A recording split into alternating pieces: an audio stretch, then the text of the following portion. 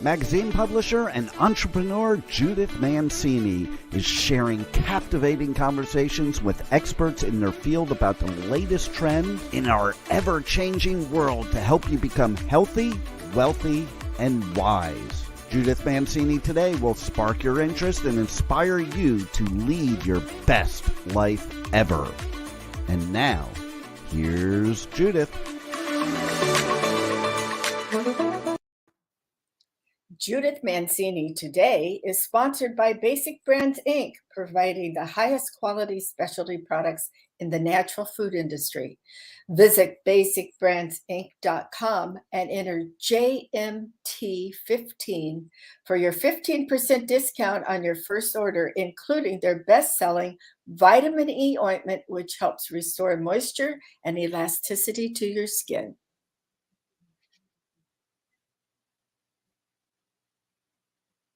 Hello, everybody. Thank you so much for joining us today. We're excited to have two fantastic guests. One is running a little late, but we're going to get started, and he can pop in if he can get here on time.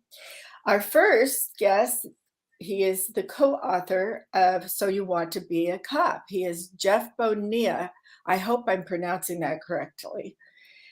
And he enjoys now writing about the law enforcement with sardonic characters and sick, twisted criminals. He's become a fiction writer. He also likes to leave Easter eggs in his narratives, such as song titles and lyrics. He creates digital content and has created a course on how to brainstorm, create, and pitch a TV reality show, which can be found on udemy.com. His new novella, Terminal Hitman, is now exclusively available at Amazon and has been receiving great reviews. His music can be found on all digital platforms at Jeff Bonilla, BONILLA.hearnow.com. Welcome, Jeff. Hi, how are you? Good morning. How are you doing, Jeff? I'm doing good. Good. Thanks for asking. Good. So let's jump in and talk about how So You Want to Be a Cop. And here's a copy of the book I have for everybody. Whoops, I'm not doing my camera correctly here. So You Want to Be a Cop. It's a second edition, as you can see. And I have read it.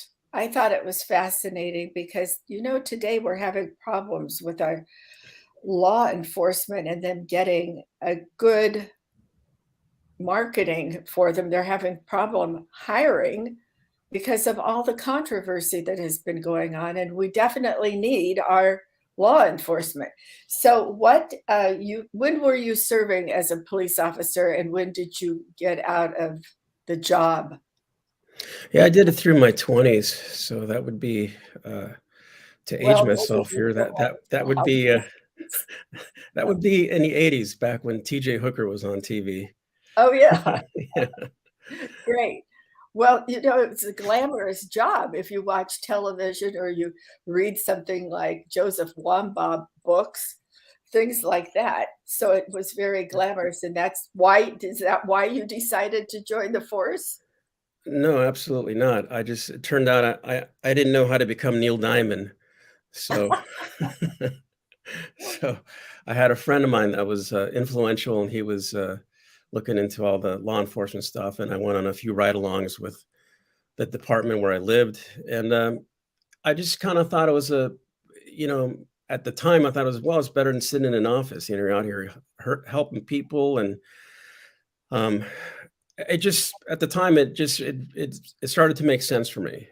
I was pretty much a straight shooter as far as I wasn't into drinking or doing drugs or anything like that, and believed in law and order. And honestly, I didn't think I would get hired.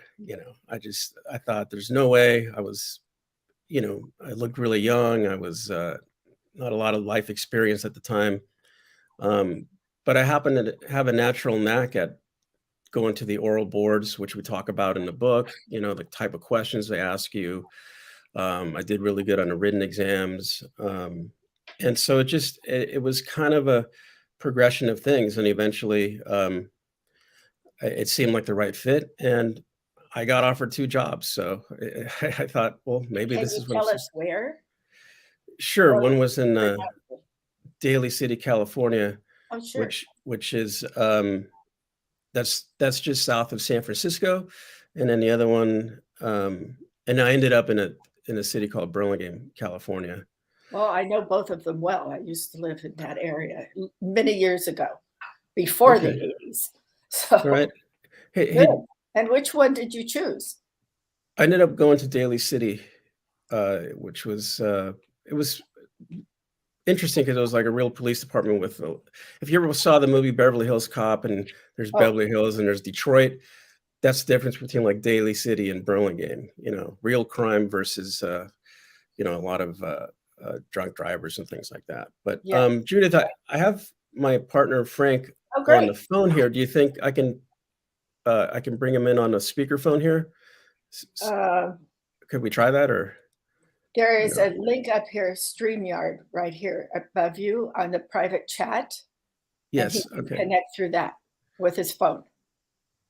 Okay. Frank connect through that link if you can see that link in the chat. Yes, we'd love to have him You join us. showed me yesterday. There we go. Okay, here we go, Frank. Simple one. Welcome. How are you? Since I'm entering the studio. Well, I'm not in this. Did you get stuck in the green room? The black to access the mic and camera, so I hit allow.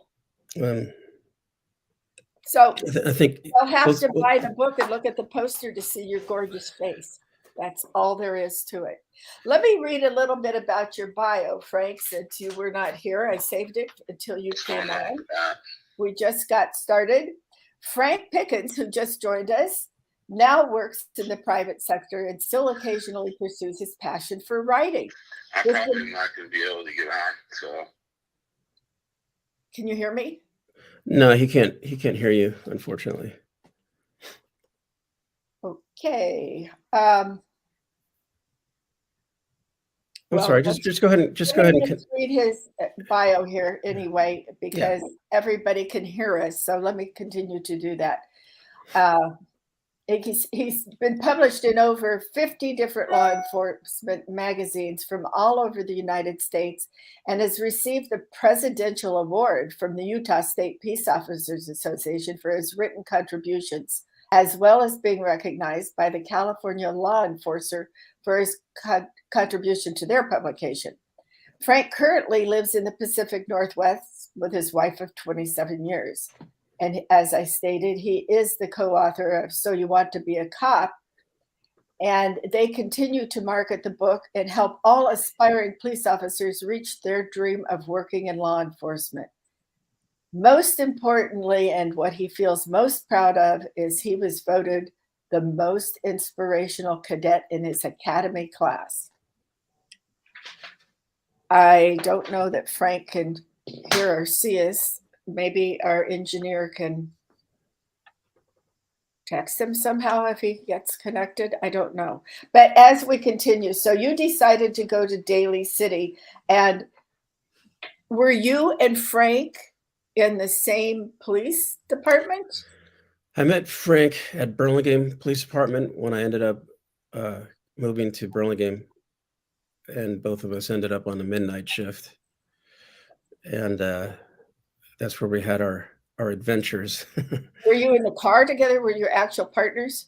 No, the cities are small enough where it's pretty much one officer per car, and then you have different beats, but you're close enough that you can respond and cover each other. Yeah. That's nice. Well, today, in today's day and age with what's going on, I know it was great to have your own car and be responding to things, but in today's day and age, I would prefer to see 2 officers in the car for your own protection. I think so strange out there. I mean, I do believe like some of the bigger cities, New York City, Chicago, I think LA might be one of them as well, but they do have they have 2-man units, and also depends. I mean, you might have a specialty division that has 2 cars and are out looking for specific crimes. So the times when I got to write, when we did the 2-man cars, it was good. You have your backup right there with you. Yeah, I think that's important. So, what made you two decide? I wish Frank could hear me. Why did you decide to write this book, the two of you together? Because everything they tell you in a police academy is pretty much thrown out the window when you hit the streets. It's like a completely different world once you're out there. And the police academy is really great. It gives you the foundation you need, but then there's just so many crazy things that happen that pretty much the public never really knows. And I think the police officers don't really get credit for everything they do. And we were just sitting side by side, as you see cops Sure. doing Did you sometimes. have your car sitting? Yeah, and we were just talking about the ups and downs of being a police officer, and we just realized that nobody had actually written a book about actual life as a police officer, aside from TV shows and things. And it was this idea that came to us. We just decided to write about it. But I think, like, for me, an example would be one time I pulled over a drunk driver. He actually didn't stop. He kept going. I finally pulled him over, but he had pulled into in front of his house, into his garage space. And his family came out and his kids came out, but he was pretty drunk. And I ended up arresting him right in front of his family and kids, and everything was, not the best scene in the world. Right. And then about, I don't know, I'd say a year later or 6 months later, some guy came up to me when I was doing a bar check, and he walked right up to me, got in my face, and he said, "Hey, you arrested me." And I said, "Okay." He goes, "Yeah, you arrested me in front of my family and my kids for drunk driving." And I said, "Oh, yeah, I remember." And he said, "I just want to thank you. Wow. You saved my life." He goes, "Had you not arrested me, God knows where I'd be today. So I just wanted to thank you. It was the best thing that ever happened to me." So that kind of, moved me. And it also made me realize those are the stories that people don't hear, That's exactly right. That's a wonderful story. Yeah. So that was part of the reason for writing it, just to kind of let people know what is entailed in the job, and also to help, people that were thinking of getting into it. Like, it's not all glamour like it is on TV, but it can be a rewarding job, like that. That's a rewarding moment. So that was really the impetus for us writing a book, was just the things that. Now, the funny thing is, in the book, we didn't put a lot of those stories in there. There's Frank. Let's say hello to Frank. Hi, Frank. Hello. Hi, can you hear me? I can hear you. Can you hear us? Yeah, I can. I'm sorry. Don't worry about it. This happens. This happens even on, CNN and Fox and all those places. There's always some. Well, then I don't feel so bad. Little glitches, So yeah, I just read your bio, and we're very honored to have you and Jeff here with us today. And we just started talking about the book. But before we go any further, I understand that you two were partners in Burlingame. Yeah, well, we drove our own cars. It wasn't like some departments have 2 people per car, but not so much anymore.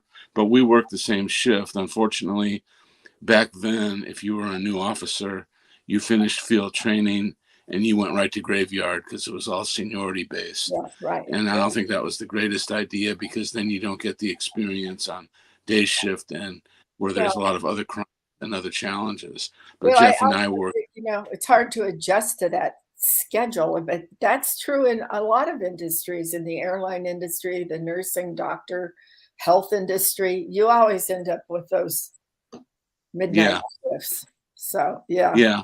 Typical. So what we're doing now is we're talking about the book, and I think it's marvelous. I read it cover to cover.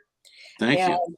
I think it's fascinating how you even went from the point where you apply to become part of law enforcement. You want to speak a little bit to that? Let me first back up here. How did you divide up writing the book? What was your partnership like Well, doing? it was really interesting because, we'd be working and we'd park and we'd take on different chapters. And a lot of times we'd work on the same chapter, and he might be writing some of things down and writing that chapter, and I would write part of it, and then we'd mesh them together. But some chapters just I kind of took on and rolled with them, and other ones, Jeff did. But we always collaborated with each other. I'd say, hey, I just wrote this for this part. What do you think of this? And then I'd bounce it off him, and he'd bounce it back off me. So it kind of fell into place because we just seemed to really mesh real well with what we were trying to do and Sounds get like you the had a best nice ideas flow from there. each other. Sure. Yeah. So who wrote the part about applying and all the different tests you had to take and all? Well, I did. You want me to take this, Jeff? Yeah, go for it. I mean, you can. Well, when you're starting off in law enforcement back then, you just want to get hired. And they might have a recruitment in a city and be hiring only 3 or 4 people and have 500 show up. And so, you would, some people wanted to work for specific departments, but that was not the quickest way to get hired because it's hard. You've got to go through a background investigation. You got to finish with the physical agility test, the written test, and the oral interview is the most important because that's where you get ranked. So conceivably for me, I just started applying everywhere because I just wanted to get hired. And I don't know if Jeff had that same experience or not. Yeah, I went to a few different places, and it's very intimidating because you would show up and there was like maybe 2 or 3 spots. And it'd be like 400 people, guys. And most of them would be like these giant hulking, big old guys, and here I was like a, 21-year-old, 138-pound guy saying, "Oh, there's no way, so I'm not going to be able to get hired with all these other guys." So it was an intimidating process for sure back then because it wasn't that many openings. You both got accepted to academies, and were you both accepted to Burlingame at the same time, or did you go from someplace else to Burlingame? No, I started in Daly City, and then I lateraled Right. to Burlingame, and so we went to separate academies. We met at Burlingame PD. And Frank, did you go to some other place before you went to Burlingame? I went to the Santa Clara County Sheriff's Academy but I chose to not really follow through up on that afterward because back then there weren't corrections officers. The sheriff's departments ran the jails and patrol, and you could get stuck in the jails for 3 or 4 years before you would even get to patrol. And they were finding that a lot of people coming out of the academy would forget a lot of what they learned because they would go straight into working in the jails. So I decided that I wanted to go to a department where it was just patrol. And so he was already there in Burlingame when I got there, and we became friends rather quickly on the graveyard shift. And most of the young guys and the new guys, like I said, were all on graveyard. So we were a pretty tight crew, and that was fun. I bet it was. Yeah. Yeah. Graveyard now shift. you get crazy calls too at graveyard shifts. Is where you Absolutely. get all the loony stuff that you're not going to see on other shifts. What was the most exciting and fearful call that you both responded to? Back up or the immediate? I can't think of offhand where we were both. I don't know. Do you know any that we were both on, Jeff? I mean, we sometimes worked in different parts of the city, and Sure. There were times when, all of a sudden you would respond. I recall going to we were parked behind a high school, me and another officer, like at 3 a.m, just, talking as you'll see police cars parked side by side. And all of a sudden we heard screaming, and it wasn't that far from us. So I got out of the car, and I'm running over there that way. And the other officer it was a sexual assault that was in progress right there. So I was chasing the individual, and the other officer was calling it in to the other units and attending to the victim. And I'm chasing this guy, and he had a pretty good lead on me. by the time I was able to get out of the school grounds, I have my gun out. He had gotten in his car and he drove it right at me. And I had to kind of dive out of the way. And then I was rolling on the ground, and it's really questionable too, whether you shoot your gun in a moving car or shoot, if your life is in danger naturally if someone's trying to run you over. The good thing was we got a description, and he got caught several hours later, and he had just got out of prison, and he was probably going to kill this girl. We just happened to be there, at the school. If not, she probably would have gotten, the sexual assault, probably would have got murdered. Right. So Jeff, what about you? What was one of your most? Well, one of the more memorable ones for me was when I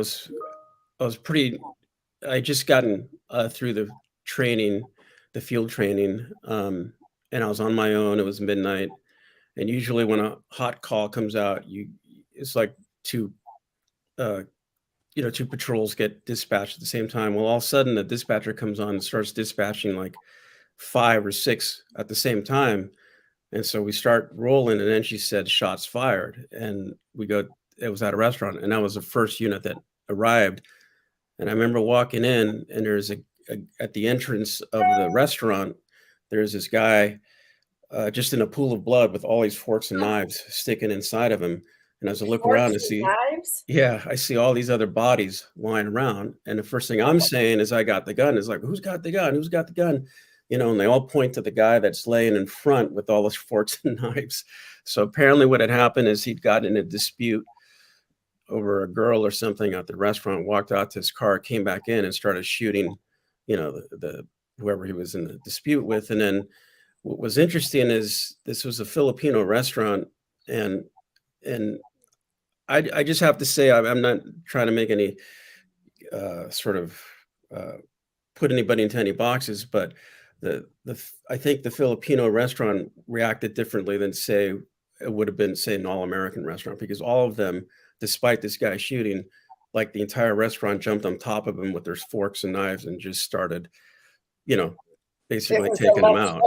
Moment. Yeah, and it was just that for me was like my first big call. I remember that, and I was just like, this is crazy. Who wouldn't remember somebody with forks and knives in them? I mean, that's good for them that they got him. Boy, interesting. So what? I'm sorry. Go ahead, Frank. I was going to say, you can run across things that seem completely innocuous. At the time, I saw a stranded car on the freeway with a family in it at like 4 a.m, and they were all in the car. So I went out on the freeway and I made contact with them, and they were having car problems. And usually I'll call a tow truck and have someone come out, but I had this gut feeling that something was really just didn't feel right about it. So I had all the family get in my car, and I called the tow truck, to come out, and took the family over to a gas station. And in less than 5 minutes, another car with a drunk driver smashed into that car and flipped it over on the side. So it was just, I don't know, you get these feelings as a police officer sometimes that, a little angel coming. Yeah, you just know. And I just didn't want to leave them out on the freeway. Unfortunately, I took them out of the car, and I said the father could go back with the tow truck driver when he got to the gas station and then go out to the car. There wasn't nothing much left of the car by that time. So a lot of stuff, but they had their lives. Their lives were more important than the car. So normally I would, usually just leave them and call for help, or maybe call the highway patrol out, because that's more their jurisdiction. But who knows how long it would take. It was just a gut feeling. Sure. So you just never know. Let's back up to you filled out your applications. You had your physical exams and your oral exams and all that. You've been accepted. Now you're in the academy. What did each one of you feel was the hardest part, and that you wrote in the book? Because you go from applying to being accepted, and you're so thrilled and happy. Then what did you feel when you were actually the new recruit in the academy? Well, it's overwhelming, because you might have 50 people in the class from agencies all over the place. It's not one academy for just one department. Wait, it's a little over. Pardon me? You mean? Yeah. Burlingame will train with sheriff's departments too? Oh yeah. In my class, I had sheriff's department people. I had people from across the bay, all over. They send them because they just don't have specific academies. The California I Highway didn't Patrol. realize Yeah, I think the thing about the academy is that not only are you there trying to do the best you can, but there's a bit of a competitiveness bet. between your classmates as well. And at the end of the academy, somebody's going to get some awards like Frank did receive Oh the yeah, most the awards. inspirational. And so you're trying to, and you're just trying to get through and the academy, and everybody can pretty much make it through. And trying to stay awake during the day, during the classes, right, Frank? Everybody, you see a lot of Well, guys yeah, wearing because sunglasses, kind of. yeah, it's classroom. You have a teacher teaching laws of search and seizure. Another one will be coming in and teaching ethics, and they have classes for a whole week. At the end of the week, you get a whole block of tests on all those classes, and so your memory and your note taking better be really good. Report writing is the one that people flunk out the most on, because obviously it's really important in report writing and crime reports that the better you do them, the better the district attorney is going to be able to prosecute. Right. And they're long. They're not short little 3-word reports. They're very long. Yeah, well, when we were doing it, they were long. Go ahead, Jeff. And I was just saying, at the time, you don't really have a lot of experience writing any kind of reports. So those are difficult, and you don't want to find yourself in what they call in remediation, which is if you don't pass the test, you got to retake it till you do pass it. And I was just going to say that you mentioned what was a difficult part about the academy. I know for a lot of people, it's actually the firearms training, because that's, you may have never fired a gun before or what have you, and that is tricky. And they try to, there's obviously a lot of that goes on. So, just getting through that part is essential. But the part I hated the most is they made us all get tear gassed just so that we would know what it felt like. Yeah, that was that's not fun. Yeah. No, I understand they do tasering now too. Yeah. Yeah. When we were doing it, we didn't have tasers. We had stun guns, but the sergeant would have the taser in the trunk of his car, which didn't make sense to me, because it's a little hard to get to. I never really had to much ever use that, even my stun gun. Explain to our audience the difference between a stun gun and a taser.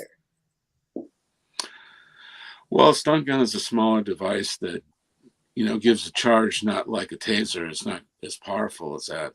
A taser, you actually shoot, and the leads go in and hit the person and put all this voltage into him. Whereas a stun gun is more like a stun. You hit someone with it, and it'll knock them back, but it won't debilitate them like a taser will, because as long as those leads that are fired with the taser stick in the person, they're going to continue to get this charge. Yes. I don't know, is that how you would describe it, Jeff? Yeah, the stun gun mostly, it immobilizes a muscle mass. So like if you get him in the arm or whatever, it'll probably take the arm out. It's less serious. You got to hold it on a person too. So if you're in a fight with somebody, it's hard to keep the stun gun, and you also don't want to have him take the stun gun away from you either. So it was funny because they would tell you where to stun the guy best, or person behind the neck.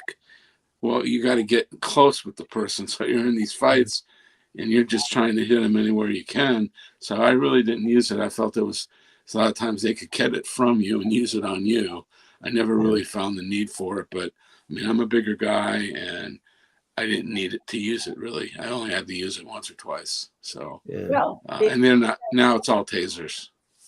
But remember police way back when the country was being founded, they carried billy clubs. They wouldn't have guns or anything. They just rap people on the head. Well, we still have the batons. Yes, I know. But, yeah. Well, the thing I don't know if you're mentioning, they used to have a thing called a sap. It's like a little thing like this, and it had this lead in the top and a handle, and it was small. And they outlawed those. And flashlights, I used to carry a flashlight and they had like 10 batteries in it. And they So were big oftentimes flashlights. I mean, they were big flashlights. yeah, Yeah, and I yeah. actually the flashlight, using it, you get accustomed to holding it, and that was actually better to use if you got into it than going to your baton was your flashlight. But then they outlawed the aluminum case with all the batteries in it because it was pretty heavy, pretty lethal. Sure. So now they're plastic flashlights. The one So thing it's that kind of back interesting. back when we were cops, just one thing to remember is that back then, at least in the city I started out in Daly City, there was a lot of people doing PCP. That was Oh, sort of did they go crazy? that was Okay. the drug of choice back then. And when they're doing PCP, it takes like 6 guys to take down one person. And I remember one of the things I think we talk about in the book is that, and I was told this by my training officers. He said the best weapon you're going to have, it's not your stun gun, it's not your gun, it's not your baton. He says the best weapon you're ever going to have is your mouth. He goes, if you Yep. can talk your way out of a situation, that's what's going to save you. And I that happened to me many times. And I just always remembered that because I was, just average size. Frank had size, and if he got in a confrontation, he had a good chance of coming out on top. And I just to give an example, how sometimes you have to use your brains and your mouth.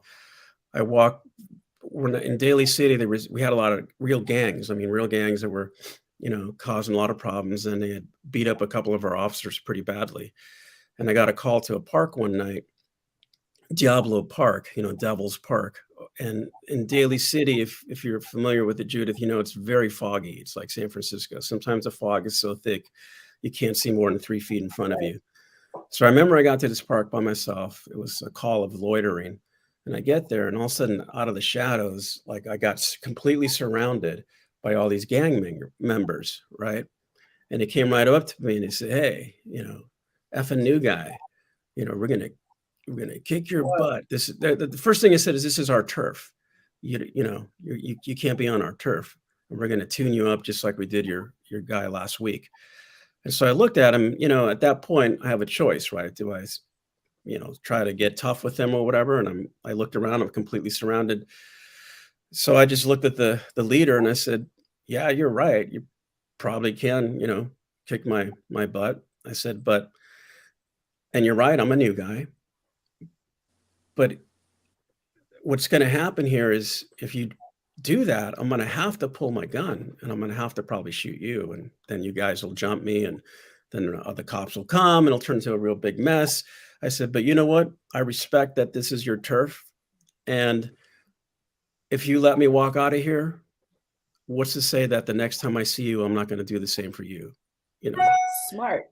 And he looks at me, and I remember he tilted his head like a dog. He looks at me like this. He turns to his partner and he goes, "Essay's cool." And they all backed up and disappeared into the fog. Wow. Yeah, it was my heart's That's like, a "Don't cool look this way." scene. It should be in Yeah. a movie. That's great. Yeah, it was pretty cool. But I'll just say that, I was lucky that I just thought of like, just that I was outnumbered. It was just a little bit of use your mouth. Also, you Right. don't have to be the tough guy. You can show them respect. And I think that's what he wanted. He wanted that respect, that this was his turf. think, And I knew that. So that was a good situation where it turned out okay. Whereas maybe another officer might have chose to do something else. Sure. I'd like to see them. Well, I've been doing martial arts for many years, and that was very advantageous to me. But I think that they should teach more of that ability to physically disable somebody, and you have maybe less shootings. It just seems to be a different type of mentality in the people they're hiring. When we were working, they wanted somebody that was young, 21 years old, college, bachelor's degree, and all these things, and they were finding that they had no life experience. And when you're out in the field and you're going to domestic violence calls and you're some 20-year-old punk kid who's got very big education, but you have not a lot of maybe common sense or experience to draw upon. So they started going more toward a little bit older officers to hire who had that life experience. As Jeff said, you're able to talk to people and communicate better and, talk your way out of having to use physical force. Well, I think that's a wonderful idea, but if we want to talk about hiring police officers right now, I am not in favor of everybody that you hire in anything that they demand they have a college degree or a master's degree in things. There are life lessons to be learned, and there's other skills. And quite frankly, unless you want to go into the law, the attorney part of law enforcement, I think having more experience and thinking how you want to protect people is much more valuable if you're so passionate about it and want to be an outstanding cop. That's more valuable than somebody who's gone to 4 years of college and majored in frisbee throwing. Yeah, I couldn't agree with that more because you spend a lot of time in court, and Yes. having maturity, things you have to know so many things to be a police officer and do so many different things. So all what you're saying is so true because there's nothing like life experience. And I watched covering officers on domestic violence calls, and you separate the people and you try to, and I've watched them really struggle, and often heard a guy who's 40, 50 years old look at him and say, who the hell are you to tell me about how to run my marriage? But essentially, that's what you do on domestic violence calls. They're very difficult. And someone who's 21, some of the most dangerous calls. Oh, yeah, that's Yeah. why you need to always go ahead, Jeff. Yeah, definitely one of the things they taught us in the academy, and which is very true, is that domestic calls are by far the most dangerous.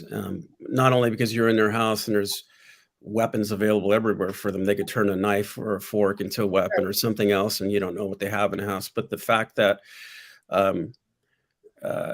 what starts out where the wife is upset or she's been physically injured or something, the minute you go to arrest the husband, she jumps on your back and doesn't want him arrested. I mean, that happens a lot. So it's a tricky situation. You do know how, and Frank made a really valid point where, for me going to domestic call, especially when I was a younger officer, to have an older senior officer there and watch the way that they talk to the people, made a world of difference, and a lot of times, yeah, a lot of times, right, Frank, just like when if it got to the point where now there's laws that you have to arrest somebody, right? If you see a physical sign on a spouse or domestic partner, you have to make an arrest. And I don't know, but a couple times I was on calls, and Frank probably can attest to this, that all of a sudden they don't want to press charges, or they're like, no, he can just go stay at his friends or what have you. So those are very tricky and very dangerous. You could find yourself going, yeah. Very tricky, very expensive, very, very dangerous. Yeah, wasn't there something I think in the news recently where they were talking about just sending psychologists out to domestic calls? I mean, can you believe it? Yeah. No. Who would ever want to call 911 and get a social worker or psychologist, that I'm not trying to put them down, but there's no way they're fit to deal with violence. It's crazy. Well, who are you going to call at 3 a.m? A psychologist? How are they going to get there? Are they trained to carry guns? They have no law enforcement training. No. And people are either both drunk or on drugs 50% of the time you're on a domestic violence call. So it's hard enough to talk to them when they're not intoxicated or on drugs. So that's why they're so dangerous. That goes along with defunding the police. The stupidest, most ignorant thing ever. I just can't believe it. And then you see these cities that are being run by people who have 90 police officers guarding them, plus another 20 on their personal security. And in the meantime, the crime is skyrocketing to homicides being something you can't even keep the count of anymore. It's horrible. So It's I true. think this book of yours should be publicized more, and we should recruit some really good people to be cops. Yeah. I mean, really quick, I'll say about the defunding the police, is that all you know, all I know is that when we were in the department, we were always looking for more funding. I mean, there was, every department I Of knew course. was struggling to get funded for their, for special divisions or special task force or, even for training. So, the whole defunding the police just goes against just logic. I mean, it's just, Well, it's just common sense. Yeah. If they don't have the money, they lose specialized units that enforce crimes. They don't have enough people. In Chicago, a dispatcher talked about having a homicide call, and he had no beat units available to respond to the call. Well, I mean, there's no common sense formula that you can say that makes sense of No. defunding the police. No, that's just politicized. The police and law enforcement in general have really been verbally and physically abused for the last couple of years. And well, they call it the war on police, and yeah, I don't want to get political about it, but no, that's what I said. I didn't want to get political either, but I just need people to know how valuable law enforcement is, and we should support them. And that's one reason I wanted you two to come in, because you also wrote the book on how to do it, and it goes through it. And if they're young kids in high school graduating, they're 18, and they don't know what they want to do, they could go off and go to school and take some law enforcement classes, the legal part of it or something else, and devote themselves to law enforcement, because we need good people. Yeah, we do. Well, I thought, go ahead, Jeff. Well, I was just going to say there's a lot that police officers do that nobody knows. It doesn't, it's not announced in the news or anything. And just like the first story I told you about the person that came up to me that basically, I saved his life because he was going down a wrong path, with his drinking. And there's a lot of stories like that they're just not publicized. And you do need really good police officers. It's the last line of defense that we have. I think that high schools should make, like senior projects, make everybody do a ride along with the police department. I think that would be wonderful. I think police officers need to speak more in the high schools, period, when they have career days and all, instead of this is how you code something for the internet. And let the high school kids I know that's valuable, but really. Yeah, we're really proud of the book because nothing was ever written like that before. The book is so full of information, and it's written in a novel type of format, which I think makes it a lot more interesting for people, because we have a fictitious character going through what that chapter is going to be about, and watch him as he goes through the phases of field training, going out on your own.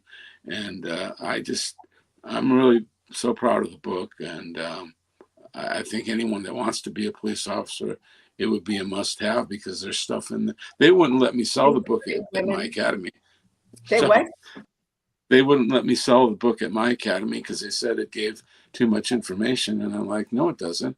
It just tells them, what to expect and what the premise is of stressing you out. About the psychological test and all you have to take, but I think you should know that before you go, because you could get psychological tests on the internet. You're not going to be a crazy person because you're doing it. Well, that's part of the background. Yeah, it's psychology. And let's face it, not everybody takes a polygraph test. When I took mine, I ended up putting rings on my fingers, and I don't know anything about it. So the other thing is, even though we wrote this book, a few years back, the process hasn't changed too much in law enforcement. It's pretty much the same. I mean, now they got computers in the car, but we've had people that have recently read it and said, "Hey, it's right on the money." I remember I've run into people that just a pure coincidence that, like, one time I went to visit a friend, a police chief at another department, and I gave him my ID, and the cadet at the front he looks at me and he goes, "Are you Jeff Bonilla, the guy who wrote the book? So you want to be a cop?" And I was like, "Yeah, that would be me." He's like, Wow. "Oh," he goes, "I love that book." He goes, "Oh, I wish I had my book here so you could sign it." You know, so it's kind of funny, but it's to this day, the book, you know, still it tells it like it is. That was what we kind of set out to do. And, you know, maybe we might have taken a little bit of sarcastic tone on some, you know, some of Yeah, those. but that's what makes it interesting and makes you want to read to the end and see if you really do want to be a cop. Yeah. Yeah, I mean, one of the things for me I worried about a little was you're going to run across a lot of death. You're going to run across a lot of dead bodies on just natural calls. You get a call to an old person's home because they didn't show up for their doctor's appointment. You go in there and they're deceased. And so if you can't handle suicides, gruesome scenes, it's not the job for you. You know, it's really tough, and that's why it takes a mental and emotional toll on any human being. When you walk in and you see someone's brains blasted all over the wall, you maintain that professionalism and do your job, but it takes a toll, you know, because you're a human being. Absolutely does. So Yeah. I remember, I will divulge this to my audience and to you. I've already told Jeff, but I'll let you know too, Frank. I, at one time, was a reserve deputy sheriff for Orange County. And I mean, a long time ago in the 70s, early 70s, Mm-hmm. because they were starting to recruit women. And somehow my ex-husband wanted to do that. So he became a reserve deputy sheriff. Me, I was relegated to watching films, and then Yeah. they wanted me to investigate internal affairs, and I was not into that, so I quit. But Yeah. that's why one reason I respect law enforcement, and it was a wonderful experience in many ways. I asked Jeff how he felt about reservists, and I'll ask you the same question, Frank. What do you think about the reservists? Did you work with any? Oh, yeah, quite a bit. We had some reserves who were actually other reserves rode with them, because usually a reserve would show up and put in a certain amount of hours, and they had to ride with a veteran officer. Right, So absolutely. I think it's a great program. It gives reserves who want to be a police officer an edge because they're actually working. They only have to take a few classes of administration of justice, qualifying firearms, and get hired by a department as a reserve. It was a gateway for a lot of people to get on departments. I think it's a great program, and they do a lot of the overtime assignments, you know, the art and wine festivals, things like that, that they help beef up your department a lot too. So reserves, I think, is great. Yeah. Mhm. So we want to spend our last 2 minutes talking about what you two have done since you retired from the police force. Sure. Frank, you first? Good. Yeah, sure. I spent a lot of years in the aviation industry, the airline industry. I don't really want to say what I was doing, but I just got with a company and was doing some work that I really enjoyed. And I do a lot of writing still. I've written some manuscripts I haven't published yet. I used to write extensively for over 75 law enforcement magazines at one time when I was working as a police officer. So I continually like to try and write too. Actually, I retired from where I was working at right now, so I hope I have a lot more time to contribute to a lot of writing projects. Good, good. How about you, Jeff? I've done a few different things, but for me, I enjoy music, so I do a lot of songwriting and produce CDs, sometimes for a couple for myself and some for other people. And recently, I just wrote I guess you call it a novel or novella, which I really had fun writing because I basically had an idea, but I didn't plot out everything. I just started writing it, and so whatever surprises happened surprised me. You know, it was a different process, but it's doing really well. It's called Terminal Hitman.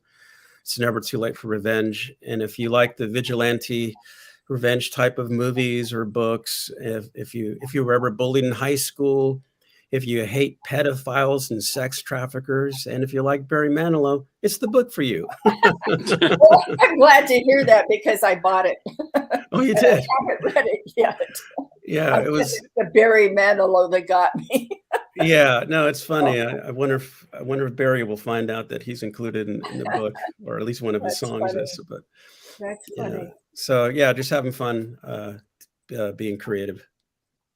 Great. And the other thing too, I just want to add real quick about the book is it has so much information that you're not going to learn in the academy, I'm like sure. about internal affairs and things like that.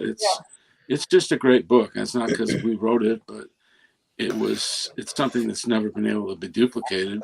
Jeff and I have seen people steal the title and try and write a book maybe similar, but nothing like That this means one. you're famous, so that's good. Yeah. I just wanted to point out that if for people that are interested in reading it, whether if you want to be a police officer or you just want to know what it's like to be one, or want to know how to get out of a ticket, make sure you get the second edition, because that's the most recent one. This is the second edition. Yeah. Because there's another one that has the blue cover, which is the original one, and that's out of print. So there's resellers. So the second edition. Plus, this has pictures. Yeah, this has pictures. This one's got some pictures. Fun pictures in this. Yeah. Yes. Yeah. So to this day, it's like I said, it's I think we just recently got a review on it from an FBI agent. So the book is still very relevant to police It is work. relevant. Yes. It is relevant. Yeah, very much As a matter so. of fact, my 16-year-old grandson is not thinking about going to college. I'm going to give him this book to read. He's very mature, so I don't think it's too far ahead of him. I think 16-year-old.